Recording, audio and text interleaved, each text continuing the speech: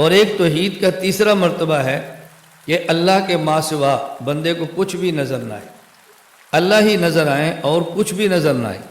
اور جب نظر نہیں آئے گا تو اللہ کے ماں سوا کا انکار کر رہا ہوگا بھی نہیں ہے اور نہیں ہے اور نہیں ہے، مجھے نظر نہیں آ رہا۔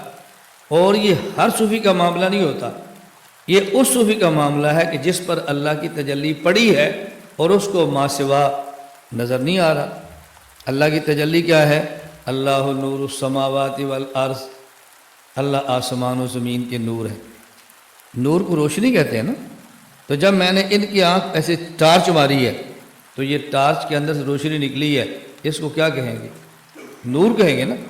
اب دیکھو مجازی نور اتنا ہے کہ جب ایک بندے کی آنکھ پہ پڑے اس کو نور کے ماں سوا کچھ نظر نہیں آتا، اور اگر حقیقی نور ان کے اوپر پڑ جائے تو اللہ کے ماں سوا کچھ نظر نہ آئے، یہ تعجب کی بات کون سی ہے؟ اب صوفیہ کہتے ہیں بھئی ان پر تجلی نور کی پڑی ہے، ان کو اللہ کا ماں سوا نظر نہیں آ رہا، لہٰذا ان کو توحید شہودی حاصل ہو گئی ہے، اور بقیہ پر تجلی نہیں پڑی، لہٰذا ان کو توحید ماں سوا اللہ کا نظر آ رہا ہے تو توحید شہودی نہیں ملی۔ تو جن کو توحید شہودی نہیں ملی انہیں کیا کہیں گے؟ فرمایا انہیں یہ کہیں گے کہ یہ مقام مشاہدہ سے محروم ہے، مقام مشاہدہ سے۔ اور مقام مشاہدہ ہونا اور یا نہ ہونا یہ دونوں حدیث پاک موجود ہیں۔ حدیث پاک میں حدیث جبرائیل میں حضرت جبرائیل نے پوچھا اخبرنی عن الاحسان، یا رسول اللہ بتاؤ احسان کیا ہے؟ آپ نے فرمایا ان تعبد اللہ کأنک تراہ، تو عبادت ایسے کرے گویا کہ اللہ کو دیکھ رہا ہے۔ اللہ کو دیکھ رہا ہے یا گویا کہ اللہ کو دیکھ رہا ہے؟ اللہ کو نہیں، کأن، ابھی کأن کی آنکھوں پر پٹی موجود ہے، اللہ کو نہیں دیکھ رہا، گویا کہ اللہ کو دیکھ رہا ہے۔ کیا معنی؟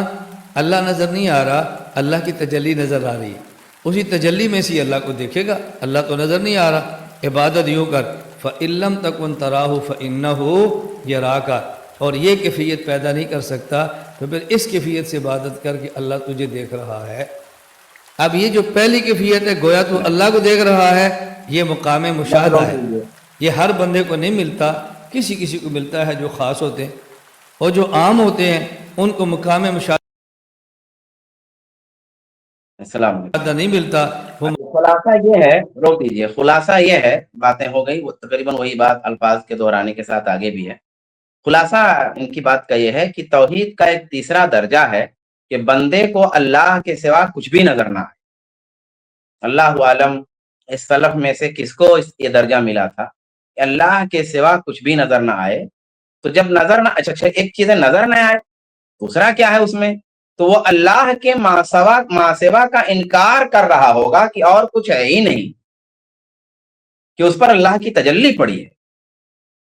اب یہ مرتبہ تو سلف میں، ہمارے علم میں تو نہیں کہیں سننے میں اور پڑھنے میں آیا کہ اللہ کے سوا کچھ بھی نظر نہ آیا، اور جب نظر نہ آیا تو اللہ کے ماں سوا کا انکار کر دیا کہ اللہ کی تجلی پڑی تھی، اور پھر کہا اللہ ہی اللہ، اللہ ہی اللہ، کچھ بھی نہیں ہے، اللہ ہی اللہ۔ ایسا تو نہیں ہے۔ اب اللہ کی تجلی کیا ہے؟ کہہ رہے ہیں اللہ نور السماوات والارض، تو کہہ رہے ہیں جن پر اللہ کی تجلی پڑی انہیں توحید شہودی مل گئی، اور جن پر اللہ کی تجلی نہیں پڑی وہ مقام مشاہدہ سے محروم رہے۔ اور دلیل ہے اخبرنی عن الاحسان، تو قال ان تعبد اللہ کأنک تراہ فإن لم تکن تراہ فإنہ یراک، یہ مقام مشاہدہ ہے۔ تو سب سے پہلے تو یہ دیکھ لیں کہ اللہ نور السماوات والارض سے جو دلیل انہوں نے پکڑی ہے تو کہ اللہ کی تجلی پڑتی ہے، تو اس آیت میں تو ایسا کچھ نہیں۔ اللہ نور السماوات والارض میں ایسی کوئی بات نہیں ہے کہ کسی صوفی پر اللہ کی تجلی حسی طور پر، حقیقی طور پر اس طرح پڑتی ہو کہ پھر اسے اللہ کے ماں سوا کوئی اور چیز نظر نہ آتی ہو، اور پھر وہ اس طرح غرق ہوتا ہو کہ ماں سوا اللہ کا انکار کر رہا ہو۔ ایسی کوئی بات اس آیت میں نہیں ہے، اور ایسی کوئی تفسیر کسی بھی تفسیر میں میرے علم کی حد تک ہرگز موجود ہے۔ مطلب کیا ہے اللہ نور السماوات والارض کا؟ یعنی نور بذات ہی و صفات ہی و آیات، اللہ آسمان و زمین کا نور ہے، یعنی اپنی ذات کے لحاظ سے، اپنی صفات کے لحاظ سے، اپنی آیات کے لحاظ سے۔ نور ایک مخلوق ہے اور ایک غیر مخلوق ہے۔ نور جو مخلوق ہے اس میں حصی بھی ہے، معنوی بھی، جیسے سورج کا نور، یہ مخلوق ہے نور۔ اسی طریقے سے معنوی نور ہے، جیسے مومن کے دل میں جو ہدایت کا، ایمان کا، عقیدے کا نور ہے، یہ دونوں نور مخلوق ہے۔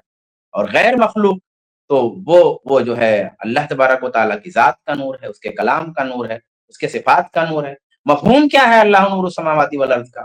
یعنی لولاہ لما کان فی الکون نور ولا ہدایت فی السماوات والارض، کہ اگر اللہ کی ذات نہ ہوتی تو آسمان و زمین میں کوئی روشنی نہ ہوتی، کوئی نور نہ ہوتا، کوئی ہدایت نہ ہوتی، کوئی اجالا نہ ہوتا۔ یہ مفہوم بتایا ہے۔ علامہ سیوطی نے اس کا مفہوم ذکر کیا، کیونکہ علامہ سیوطی کے حضرات بھی دلیل میں پیش کرتے ہیں کہ منورھا بالشمس والقمر، اللہ نور السماوات والارض، یعنی علامہ سیوطی کی تفسیر۔ ضروری نہیں کہ یہ جو ہے یہ میں بھی قبول کر رہا ہوں پیش کرتے ہوئے، لیکن ہم جو سامنے والے ہیں ان کے حساب سے پیش کر رہا ہوں کہ اللہ تبارک و تعالی آسمان و زمین کو منور کرنے والا ہے سورج اور چاند سے۔ تو یہ تو ہے اللہ نور السماوات والارض کا مفہوم، جس کو انہوں نے بالکل غلط موڑ دے دیا ہے اور غلط راہ دے کر کے اپنے مطلب کی بات نکال لی۔ اب دوسری چیز جو انہوں نے ان تعبد اللہ کانک تراہ پیش کیا توحید شہودی کی دلیل میں، جس کو یہ توحید شہودی کہتے ہیں، تو کیا کہا کہ بھئی ان تعبد اللہ کانک تراہ، کہ تم اللہ کی عبادت ایسے کرو گویا تم اللہ کو دیکھ رہے۔ اب گویا اللہ کو تم دیکھ رہے ہو کیا ہے؟ یعنی تجلی ہے، تجلی گویا تجلی جو ہے دیکھ رہا ہے۔ کانک تراہ گویا تم اللہ کو دیکھ رہے ہو، تو اللہ کو تو نہیں دیکھ رہے لیکن اس کی تجلی کو دیکھ رہے ہیں حقیقت میں۔ اب چونکہ کوئی صاحب حال، کوئی بڑی بلندی پر فائز بزرگ اللہ کی تجلی کو جب دیکھتا ہے تو ماسوا اسے نظر نہیں آتا، تو ماسوا کا وہ انکار کر دیتا ہے۔ اب یہاں ایک سوال پیدا ہوتا ہے کہ ذات باری کو خیال میں نہیں لایا جا سکتا، اللہ تبارک و تعالیٰ کی ذات کو تصور نہیں کیا جا سکتا، اللہ تبارک و تعالیٰ کی ذات کو خیال میں نہیں لایا جا سکتا، تو پھر کیا مطلب ہے اس کا؟ تو مطلب یہ ہے کہ یہ خشوع اور خضوع اور توجہ اور بالکل تمام جو اعمال ہیں، شروط ہیں، ارکان ہیں، مستحبات ہیں، واجبات ہیں جو نماز کے، ان تمام کو دل کے پورے بدرجے اتم آخری درجے کے خشوع و خضوع کے ساتھ ادا کرنا، اس کی تعبیر کی گئی ہے ان تعبد اللہ کانک تراہ سے۔ ورنہ اللہ تبارک و تعالیٰ کو ہم تصور نہیں کر سکتے، اللہ کو خیال میں نہیں لا سکتے، اللہ ہمارے خیالوں کے گھیرے میں نہیں آ سکتا، علم کے گھیرے میں نہیں آ سکتا، تو خیال کے گھیرے میں کیسے آ سکتا ہے؟ علم کے گھیرے میں نہیں آ سکتا تو پھر جو ہے تخیل کے گھیرے میں وہ کیسے آ سکتا ہے؟ تو ہم اس کو خیال میں نہیں لا سکتے، تخیل میں اور تصور میں نہیں لا سکتے۔ تو مطلب یہ ہے کہ کمال درجے کا خشوع ہو، کمال درجے کا خضوع ہو، کمال درجے کی عاجزی ہو، کمال درجے کا توجہ ہو، کمال درجے کا دھیان ہو اللہ تبارک و تعالیٰ کی عبادت میں۔ گویا عبادت کچھ اس طرح سے ہے کہ ان تعبد اللہ عبادتا مشبہتا بعبادتک ایاہ حال رؤیتک، کہ گویا آپ اللہ کی عبادت ایسے کر رہے ہیں جیسے اللہ کو دیکھنے کی حالت میں کریں۔ اللہ کو تو ہم دیکھیں گے ہی انشاءاللہ، جنت میں اللہ کا دیدار ہوگا، تو اللہ کا دیدار ہو، اللہ نظر آئے ہمیں، اور جب اللہ نظر آئے تو اس وقت جیسی عبادت ہم کریں گے یا کر سکتے ہیں ویسی ہی عبادت گویا آپ کریے، اس انداز کی عبادت کریے۔